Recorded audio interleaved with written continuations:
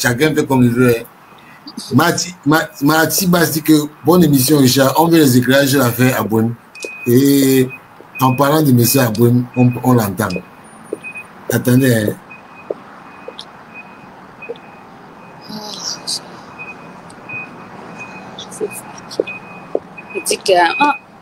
Oui, oui, il y a beaucoup de gens qui te réclament dans mon live. Comment ça? Qu'est-ce que je veux bien leur dire? Ils disent que, Richard, on veut les éclairages sur l'affaire Abouin. Est-ce qu'Abouin a une affaire? Non, parce qu'aujourd'hui, on a dit que M. Abouin a nommé un sélectionneur, le ministre a nommé pour lui. Qu'est-ce qui se passe, président? Oh, Abouin n'a aucune affaire. Vous voyez? Mais je te dis que je suis en direct, je suis là avec mes followers. Ils me disent que Richard, on veut les éclairages sur l'affaire Abouin. Je dis que bon, je tente ma chance, j'appelle mon grand frère. Je vous donne des éclairages. D'accord, hein? D'accord. Voilà. Le problème de la fécavolée, je ne voudrais pas qu'on en fasse un problème à Abouin. Il faut bien qu'on comprenne là. Ok? D'accord. C'est un problème de jeu d'intérêt à divers horizons. Ok? Oui. Il y a les intérêts du volleyball mondial. D'accord. Il y a les intérêts du volleyball africain. Oui. Il y a les intérêts du volleyball camerounais. Il y a les intérêts de certains personnels de la tutelle. Et puis il y a les intérêts de certains personnels du comité olympique. Et puis les intérêts de la fécavolée et de certaines personnes de la fécavolée, dont moi-même. Il faut qu'on se dise la vérité. Oui, oui, oui, oui. Voilà. C'est donc ce conglomérat d'intérêts dont la vision n'est toujours pas le service du sport et la défense de l'intérêt du vert ou jaune qui crée cette histoire-là. Il se fait que des gens ont décidé de tuer le volleyball camerounais. Ah ouais. Et par ricochet, comme ils se disent qu'ils vont tuer Abouin parce qu'ils ont tué le volleyball camerounais, ils se rendent donc compte que le Cameroun qu'ils croient être déjà à terre, existe encore au travers des décisions de justice qui ont été dites par la Cour suprême du Cameroun. Et le juge de fond, qu'est le tribunal de grande instance compétent de par la loi, pour résoudre en dernier ressort les sentences de juridiction interne de nos fédérations, selon la loi de 2018. Donc, au moment où je vous parle, la loi a été appliquée et les juges ont décidé que la bande de personnes qui avaient organisé des pseudo-élections au nom de la fécavolée n'avaient pas qualité. Tout simplement parce que pour convoquer une élection, ça doit être soit le président de la fécavolée, soit les 2 tiers. 2 tiers des membres. Le juge leur a demandé de prouver qu'ils ont eu les 2 tiers. Ils n'ont pas pu. Tout simplement parce que ils se sont réunis avec 18 personnes, dont 6 observateurs. Exactement. Or, les 2 tiers à la fécavolée, c'est 75 personnes. Ah ouais. Or, ils n'arrivent pas à démontrer qu'ils ont les mandats de 75 personnes pour faire les 2 tiers. Exactement. Bon, maintenant, après même la convocation élection, même si vous avez ces 2 tiers-là, ils ne les ont pas déjà, il faut pouvoir démontrer que pour siéger valablement, il faut avoir 50 plus 1 des membres de l'Assemblée générale. Or, il n'était qu'une 14, 15, 16. Donc, ipso facto, l'Assemblée générale ne peut pas avoir eu lieu. Troisièmement, les statuts de la Fédération camerounaise de volleyball disent que aucun membre de l'Assemblée générale ne peut porter plus d'une procuration. Ça veut dire que l'individu qui a signé au nom de 75 personnes avec 75 procurations, oui, ce qui est formellement interdit par les tests de l'Africa Volley. Enfin, les tests de la Fédération internationale de volleyball disent que pour une élection, il faut joindre dans un PV qui est co-signé par le président entrant et sortant, la liste des personnes qui ont participé à l'élection à l'Assemblée générale. Ils n'ont donc rien de tout ça. Mais président, comment... La FIVB, oui. Écoute, dit avoir reçu des documents du ministère des Sports et du Comité olympique. Ah oui. Ça veut dire qu'ils ont reçu des faux documents. Ça va de soi parce que je n'ai jamais signé de PV. Et ce sont des formalités substantielles à la FIVB. Ah ouais. That is the matter. Mais, président, il me souvient que vous aviez porté plainte contre la FIVB pour usurpation de... Parce qu'il y avait des faux documents. Où en est cette affaire? Non. En fait, on avait porté plainte à la FIVB au TAS pour avoir ce qu'on appelle les mesures super provisionnelles. D'accord. Les mesures super provisionnelles sont des mesures d'extrême urgence. Il fallait que le TAS siège vite, pour que la situation ne continue pas en attendant le juge de fond. Nous avons été surpris et nous avons compris que la FIVB était au cœur de tout ce scandale. Ah ouais. C'est pour cela que, il ne faut pas vous leurrer, la FIVB c'est une organisation très forte. C'est une des fédérations les plus riches du monde. Je dis bien les plus riches du monde. Ils ne pouvaient pas accepter qu'une petite fédération de surcroît d'Afrique vienne les surplomber. Vous comprendrez qu'ils ont mis toute la batterie. Exact. Bon, nous, en France, on a compris que si on continue dans le fond, au TAS, on risquait de perdre. Et nous avons donc choisi que la juridiction de fond soit celle du Cameroun. Nous avons fait confiance à la justice de notre pays. Et nous avons eu toutes les décisions. Je ne sais pas si c'est clair. C'est clair, président. Il y a Théodore Zouetom qui dit, président, du courage, c'est ton frère Théodore. Merci. Président, aujourd'hui, on voit que la fédération de l'autre côté là tient des activités. Comment ça se fait qu'il y ait des décisions de justice qui ont été données, mais on continue de voir qu'ils tiennent des activités? C'est des activités qui n'existent pas selon le droit. Ils veulent faire un forcing. Mais, connaissant un peu comment fonctionne notre pays, le droit va va les rattraper. Pour la petite histoire, ils ont forcé l'organisation de la CAN ici, non?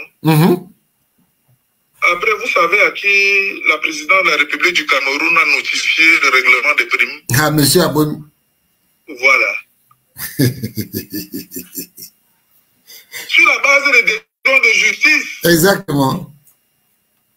Bon, là maintenant, ce qu'ils veulent faire en vérité, c'est qu'ils se disent en faisant ce forcing, ils auront les moyens pour organiser les préparatifs et la participation de l'équipe nationale de football féminine au championnat du monde.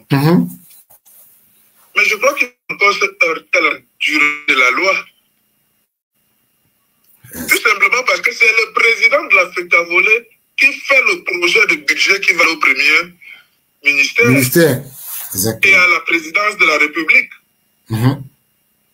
Alors, comme ça va arriver là-bas, et je suis un haut fonctionnaire, hein, ça je vous le dis, comme ça arrive à la primature et à la présidence, ces gens-là, ils n'ont pas d'amis, ils appliquent le droit, c'est des républicains. Ils vont vous dire qui a envoyé ce document. Si ce n'est pas bon, ça ne va pas passer. Ils sont méticuleux là-bas. Ce n'est pas une question de personne, c'est une question de droit, mon cher. De droit. Et président, finalement, qu'est-ce qui se passe alors avec l'affaire du sélectionneur? Parce que on a vu la grande pompe, une décision. Non, les gars font du théâtre. C'est du théâtre. Comme ils disaient qu'ils organisent la Coupe du Cameroun samedi. Alors on fait un concert de musique où il y aura Ben Deka, Ténor et bien d'autres personnes à titre gratuit. Et ils veulent utiliser ça pour dire que le volleyball vit. C'est de la tricherie. On appelle ça en droit le dol. Non, en fait, comme ils ont vu que nous avions publié la présélection avec le coach Akono, ils ont voulu rattraper en disant que c'est la FIVB qui a envoyé ce monsieur. Qui met à disposition, c'est ça. Qui met à disposition. Monsieur qui a fait ça. Mais monsieur Naha, voilà un monsieur qu'on a chassé du Rwanda. Exact. Il a fui même avant la finale que nous avons gagné là-bas. Toujours dans le cadre de leur affaire de coopération, il était parti au Rwanda et au lieu de former les enfants rwandais à la base, il a nationalisé les joueuses brésiliennes. Ah bon? Et voilà le monsieur qu'on envoie au Cameroun. C'est pas vrai ça. Hey, président, c'est grave ce que tu dis là. Par ailleurs, non, je vous dis, allez fouiller.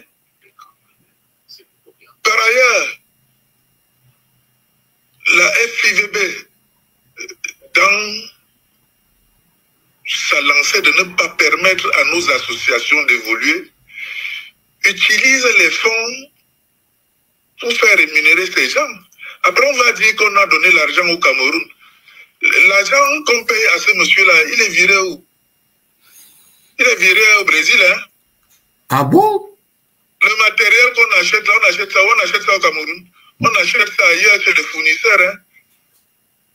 Au plan économique, ça nous ramène quoi? Rien. J'ai demandé à ces gens-là, si vous voulez aider le Cameroun, aidez-nous à construire les salles couvertes. À 100 000 €, on a une salle couverte. 100 000 € président? Oui. Un gymnase, c'est 4 murs, monsieur Naha. Un gymnase, c'est 4 murs. Au lieu de les faire, on nous envoie les ballons qui vont se percer 2 mois après. On paye ce qu'ils appellent les instructeurs qui viennent au Cameroun, ou bien qu'ils envoient dans le monde et qui sont dans leur réseau. Mais on ne va pas infantiliser les gens. Le Cameroun n'est pas à ce niveau. Non. Notre pays peut acheter les ballons à la FECAVOLE. On n'est plus à ce niveau. Même le gouvernement de la République nous a accompagnés. Bien sûr. En nous permettant de lancer les travaux du collège Johnson. Le gouvernement de la République nous a fait des dotations de 450 millions de francs. Et la première tranche de 150 millions était déjà passé. Allez voir le nombre le béton armé que nous avons coulé au collège Johnson. On l'a vu. Donc, qu'on ne fasse pas croire que le Cameroun n'est pas un pays où on nous envoie les miettes, non.